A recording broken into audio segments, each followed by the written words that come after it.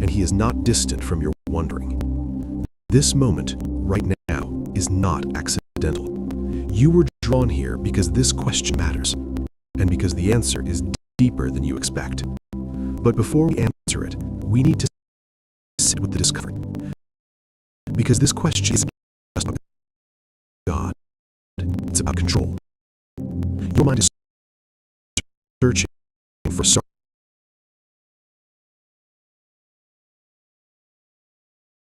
starting point.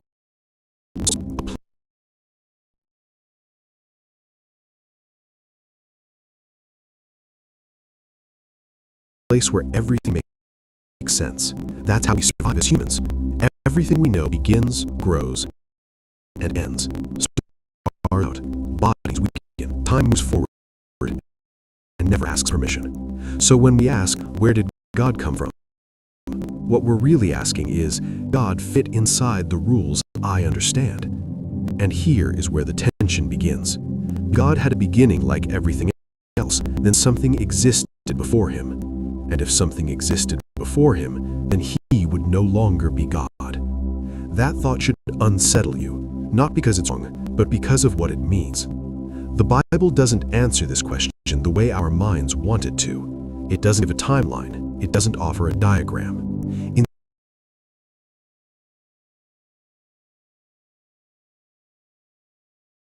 Instead, it gives a statement that feels almost too simple. Before time began, God was. Not created, not formed, not summoned into existence. He was. And here's where many people pull away, because this is where logic reaches its edge. God come from somewhere. He is the source from which everything else came. Time flows forward for you, but God is not inside time. He sees the beginning, the middle, and end, all at once. And if that's true, then something else becomes comfortable. I mean, God is not bound by human limitations, not by schedules, not by delays, not by what you think should have by now. And that can feel frightening. Because if God had no beginning, then He cannot be rushed. And if He cannot be rushed, then trust becomes unavoidable. Here is the turning point. The eternal God, the uncreated one, the one with no origin, chose to step into time. He entered moments, pain, waiting, uncertainty, not because He needed to, but because you do. If God were small enough for your mind to fully, He would not be strong enough to carry your life. The God with no beginning is not distant from you. He is holding your past, even the parts you don't talk about. He is steady in your present, even when it feels unclear. And He is already standing in your future before you ever arrive there. The real question was never, where did God come from? The real question was always this: why would a God with no beginning care so deeply about someone like you? And the answer is not something you figure out.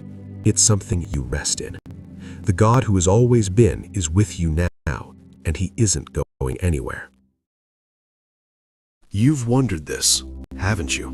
But not casually. Late at night, when the world goes quiet and your thoughts stop obeying you.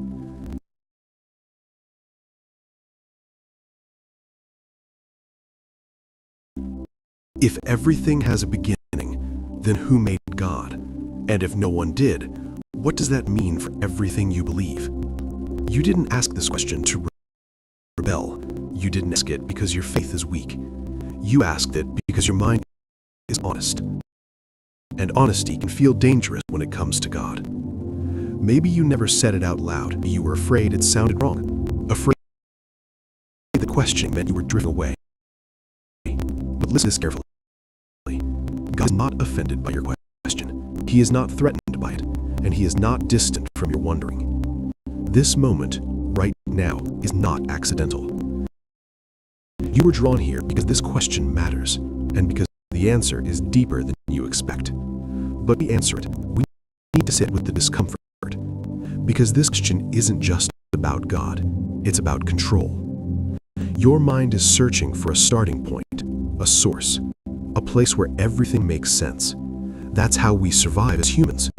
Everything we know begins, grows, and ends. Stars burn out, bodies weaken, time moves forward and never asks permission. So when we ask, where did God come from? What we're really asking is, can God fit inside the rules I understand? And here is where the tension begins. Because if God had a beginning like everything else, then something existed before him. And if something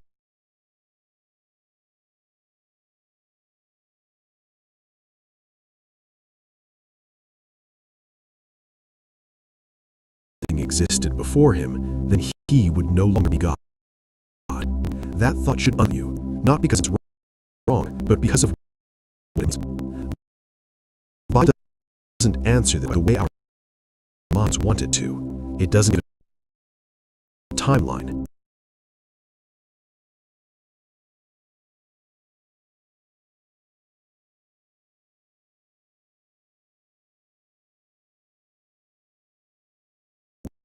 It doesn't offer a diagram.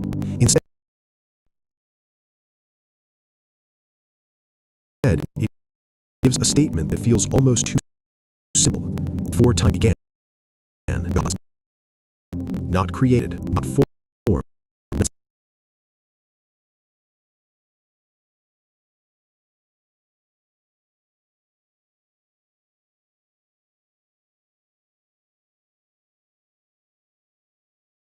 Summoned to existence. He was. And here where many people pull away, because this is where logic reaches its edge. God did not come from somewhere. He is the source for which everything else came.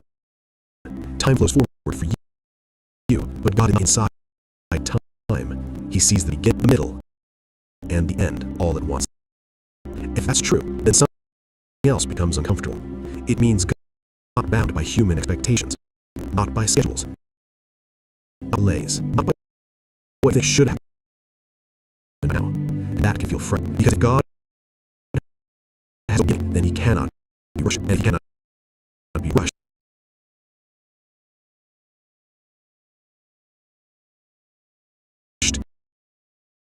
Then trust becomes unavoidable. Here is the turning point. The eternal God, the creator, the one with no origin, chose to time. He entered moments, pain, waiting, uncertainty, not because he needed to, but because you do. If God were small enough for your mind to fully contain, he would not be strong enough to carry your life. The God with no beginning is not distant from you. He is holding your past, even the parts you don't talk about. He is steady in your present, even when it feels unclear. And he is already standing in your future before you ever arrive there. The real question was never, where did God come from? The real question was always this: why would a God with no beginning care so deeply about someone like you? And the answer is not something you figure out. It's something you rest in. The God who has always been is with you now, and he isn't going anywhere. You've wondered this, haven't you? But not casually, late at night, when the world goes quiet and your thoughts obeying you.